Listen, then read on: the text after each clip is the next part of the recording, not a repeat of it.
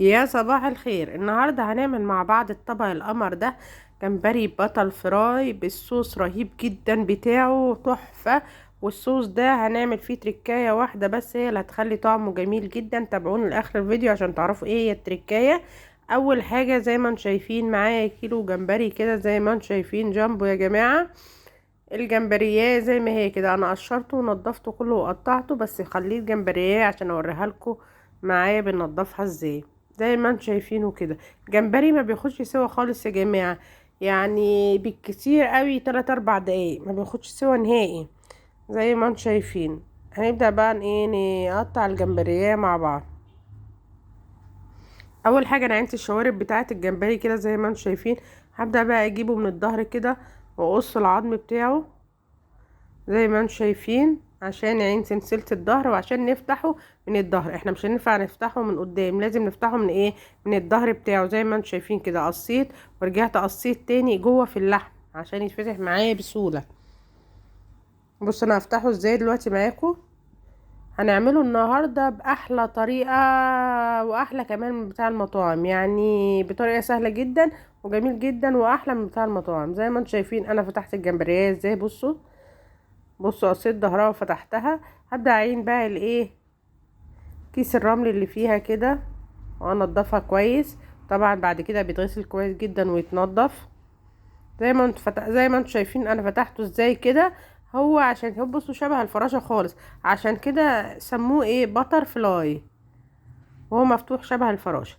اول حاجة التتبيلة بتاعته هتبقى ايه، معايا مستردة، معايا معلقة توم مهروسة، معايا ليمونتين معصورين، معايا كمون وفلفل اسود وملح. هنبدأ بقى ننزل بأول حاجة كده بالكمون والفلفل، وبعدين هننزل عليهم بالليمونتين المعصورين. تتبيلة رائعة التتبيلة دي للجمبري. ومعلقة الثوم الصغيرة المهروسة. وهنزل بملح. طبعا اخر حاجة تبقى الايه، المستردة. نحط معلقة مستردة كبيرة كده زي ما انتم شايفين.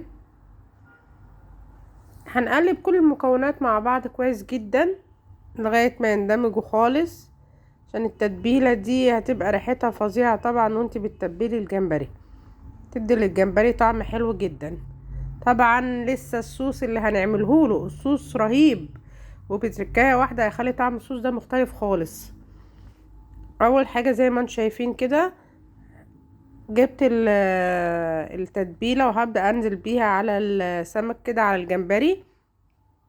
جميل جدا يا جماعة، وبتعمل في المحلات في المطاعم، بس انت هتعمليه في البيت احلى واحلى صدقيني والله. بصي زي ما انت شايفة كده بنزل بالتتبيلة، بتبل الجمبري كله. وهنسيبه كده ايه بتاع 5 دقايق، وبعدين نبدأ ايه، نولع عليه النار. انا جبت طاسة فيها نقطة زيت كده. هبدأ بقى انزل بالجمبري. هنزل بالجمبري ازاي، على وشه زي ما انتم شايفين، الوش اللي فيه التتبيلة مش على الظهر اللي فيه العظم، عشان ما يلمش تاني معايا ما يدينيش الشكل بتاع الفراشه. لازم على الوش ده عشان يديني شكل الفراشه اللي فيه التتبيله. بص هو اول ما يلون معايا انا هقلبه. الجمبري مش محتاج يقعد على النار، يعني هياخد بتاع دقيقه من الوش ده ودقيقه من الوش التاني. مش هياخد وقت خالص معايا على النار زي ما انتم شايفين كده. بدأت قلبت اول واحده زي ما انتم شايفين. بصوا اللون ابتدى يبقى بينك ازاي، لون الجمبري يبقى بينك ازاي. قلبت هو كله، بصوا ابتدى كله يلون كده معايا. لان الجمبري لما بتقعديه على النار كتير بيشد معاكي، احنا مش عايزينه يشد، ولا الجمبري ولا الصبيط ولا الكابوريا ولا الحاجات دي. قلبت على الوش التاني برضو يقعد دقيقة معانا وبعدين نشيله. ابتديت هشيل بقى كده زي ما انتم شايفين. مش لازم الجمبري يحمر من وشه. بصوا هو طالع الوش بتاعه ابيض ازاي، مش لازم يحمر خالص،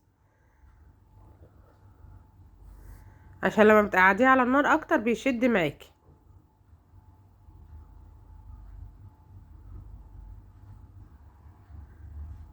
هبدأ بقى انزل بالطاسة التانية برضو كده زي ما انتم شايفين، بالجمبري على وشه بالتتبيله كده. عايزه اقول لكم ان التتبيله عامله ريحه فظيعه جدا وهو بيتشوح معايا كده، جميله جدا بصراحه. وبصوا شبه الفراشة ازاي بالظبط. او حطيتيه على العظم هيقفش معاكي وهيلم، مش هيديك الشكل ده. برضو دقيقة من هنا ودقيقة من هنا، وبعدين ايه نقلبه مع بعض. بس اول ما يلون كده يديك اللون البينك كده، خلاص تبدأي ايه تقلبي بقى. حلو قوي، بيبقى غالي جدا في المطاعم الجمبري باتر فلاي ده. فانت ممكن تعمليه في البيت، يعني مش هيكلفك غير كيلو الجمبري بس. الصوص بتاعه بقى رهيب، وبتركايه واحده تابعيني وهتعرفي ايه هي التركايه اللي هتخلي الصوص طعمه حلو قوي. بعد ما خلصنا هنا ممكن تعمليه في نفس الطاسه، بس انا جبت طاسه نظيفه وحطيتها. هنزل فيها بمعلقتين زبده كده. اهم حاجه في الصوص الزبده يا جماعه، الزبده مهمه جدا، عشان كده سموه باتر فلاي. وهنزل عليهم معلقه توم كبيره مهروسه، وتابعيني عشان اقولك برضو ايه هي التركايه المهمه هتخلي طعم الصوص في حته تانية خالص.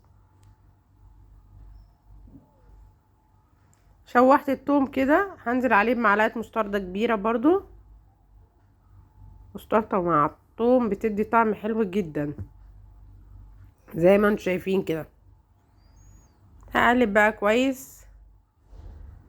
انا نزلت بمعلقه دي بعد كده، بس للاسف هي ما اتصورتش. الاول هحط الليمون.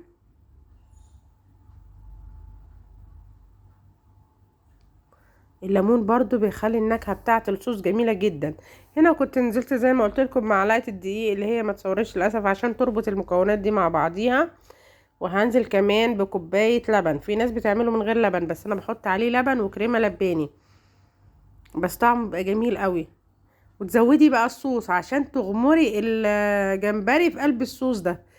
هو احلى حاجه في الوصفه دي الصوص بتاعها. وهنزل هنا بكريمه لباني عبوه زي ما انتم شايفين، دي 250 جرام. فضيها خالص وهنقلبها، ولو احتاجنا لبن تاني ممكن نزود. هقلبه كويس جدا. حطيت بملح، نزلت بالملح وفلفل اسود. هقلب كويس جدا. هو كده ايه ابتدى خلاص. انا عايزه سمكه لا تقيل قوي ولا خفيف قوي، يبقى وسط حلو قوي زي ما انتم شايفين. اهم بقى تركايه اللي جايه دلوقتي اللي انا بقول لكم عليها، مرق الدجاج يا جماعه. واحده من مرقه الدجاج كده بتخلي الصوص طعمه جميل جدا. خليكي كده مش عايزه تسيبي ولا نقطه من الصوص ده. جميله قوي مرقه الدجاج، بتخلي الصوص في حته تانية يا جماعه. بس كده هو ابتدى يغلي معايا وسمكه بقى حلو. نزلت بمعلقتين شبت كده. مقطع الشبت مع الجمبري بيدي طبعا طعم حلو جدا.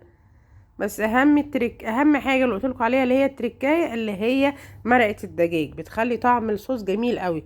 هو كده تمام خلاص. هنبدا بقى نقدم الجمبري والصوص. زي ما انت شايفه ممكن تحط الجمبري كده عادي خالص، وتحط الصوص لوحده وتقدميه بالطريقه دي، مفيش مشاكل خالص. هننزل بالصوص كده على الجمبري. عايزه اقول لكم ان الوصفه دي رائعه وجميله جدا وما بتاخدش وقت.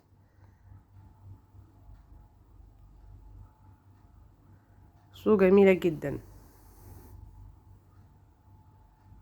ويتقدم بالطريقه دي ومعاه بوله فيها صوص كده وتاكليه. الصوص طعمه حكايه طبعا. بس انا شخصيا بحبه بالطريقه اللي هي اللي جايه دي بتبقى جميله. تغمريه كله في قلب الصوص كده بيبقى رائع. تطلعي الجمبري مع الصوص وتاكليه، وبألف هنا وشفا. والسلام عليكم ورحمه الله.